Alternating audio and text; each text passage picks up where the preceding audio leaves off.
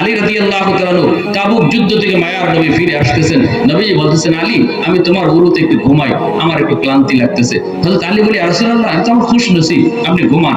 নবীজির আলী ঘুম পাড়াইয়া দিয়েছেন। হযরত আলী মনে মনে ভাবতেছেন একটু পরেই তো রাসূল উঠে যাবেন, আসরের নামাজ পড়েন নাই।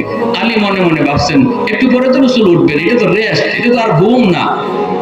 কিন্তু আল্লাহ, নবীজির ঘুম লেগে গেছে, এইদিকে সূর্য লাল হয়ে ডুবে যাইতেছে, আলীর ভিতরে তুফান শুরু হয়ে গেছে, আমার তো নামাজ কাজা হয়ে যাইতেছে।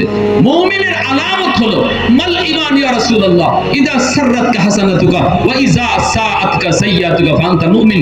গুনাহ হয়ে যাওয়া এটা অন্যায় নয়, গুনাহ করার পর যদি দিলের ভিতরে চোট না লাগে এটা হলো অন্যায়। রাসূল কয় গুনাহ হওয়ার পর যদি কারো দিলে চোট না লাগে, ব্যথা না পায়, অনুতপ্ত না হয়, হায় আমি এটা কি করলাম, হায় আমার দ্বারা এটা কি হলো, এতটুকু অনুভূতি যদি কারো অন্তরে না আসে, আল্লাহ রাসূল কয় মনে করবা তার ঈমান নাই, ঈমান নাই, ঈমান নাই। আর গুনাহ হওয়ার পরে যদি আল্লাহ আমি এটা কি করলাম, আল্লাহ আমি ভুল করে ফেলছি, হায় আমার দ্বারা এটা কি হলো, সে পেরেশান, ঘুমের ভিতরে আমার ফজর চলে গেছে, আল্লাহ তুমি আমারে মাফ করো, এভাবে যদি কয় তাহলে বোঝা গেল রাসূল বলতেছেন তার ঈমান আছে, ঈমান আছে, ঈমান আছে। গুনাহ তো হবেই ভাই, গুনাহ হবে না কার, গুনাহ তো হবেই। শয়তান পিছনে লাগিয়ে আছে গুনাহ করাবে।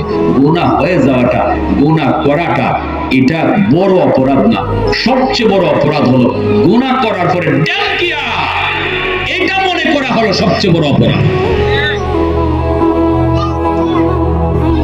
আলী রাদিয়াল্লাহু তাআলা পেরেশান হয়ে গেছে, এবার সূর্য ডুবেই গেছে। হযরত আলী মনে মনে ভাবতেছেন আমি কি রাসূলকে ডাক দিব নাকি আমার সূর্য ডুবে যাবে। আলী মনকে বলতেছে, আলীর মনকে সাবধান, যে নবীর ওসিলায় আল্লাহ সূর্য বানাইছে এই নবীর ঘুম ভাঙাবি না। সুবহানাল্লাহ জোরে বলো। ওই নবীর ঘুম ভাঙাবি না, লাগলে তোমার নামাজ কাজা হয়ে যাবে। নামাজ কাজা হয়ে গেছে, সূর্য ডুবে গেছে, নবীজির ঘুম ভাঙছে। রাসূল দেখে আলীর চেহারা বিভৎস। রাসূল বলে আলী ব্যাপার কি, মনে হইতেছে কোন একটা বিপদ। আলী বলে ইয়া রাসূলুল্লাহ আসরের নামাজ পড়তে পারি নাই, সূর্য ডুবে গেছে। রাসূলকে আমাকে ডাক দিলা না? নবী গো আপনারে ডাক দিলে আপনার ঘুম ভাঙবে, এজন্য আপনার কষ্ট হবে, তাই ডাক দিইনি।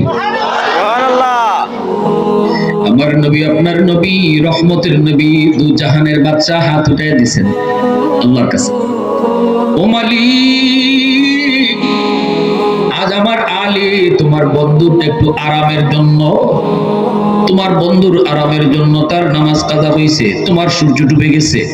আল্লাহ এই সূর্য তোমার কোথায় উঠে তোমার কোথায় ডুবে। ও মালিক আলী তো নিজের ইচ্ছায় নামাজ কাজা করে নাই, হাত দুইটা উপরে উঠাইছি, আমার হাত উপরে থাকতে থাকতে তুমি ডুবন্ত সূর্য আবার আকাশে উঠাও। সুবহানাল্লাহ সুবহানাল্লাহ। শামস নামক কিতাবের ভিতরে আসছে, দ্বীনের নবী মায়ার নবী হাত উঠে আল্লাহ ডুবে যাওয়া সূর্য আবার উঠাও, যেন আমার আলীর টাইম মতো আসরে নামাজ পড়ে। আমি এত কিছু বুঝি না, সূর্য তোমার কোথায় উঠে তোমার কোথায় ডুবে। আলী নিজের ইচ্ছায় নামাজ কাজা করে নাই, তোমার বন্ধুর জন্য নামাজ কাজা করছে। ওই বন্ধু হাত উঠাইছে, হাত নামাবে না সূর্য না ওঠা পর্যন্ত।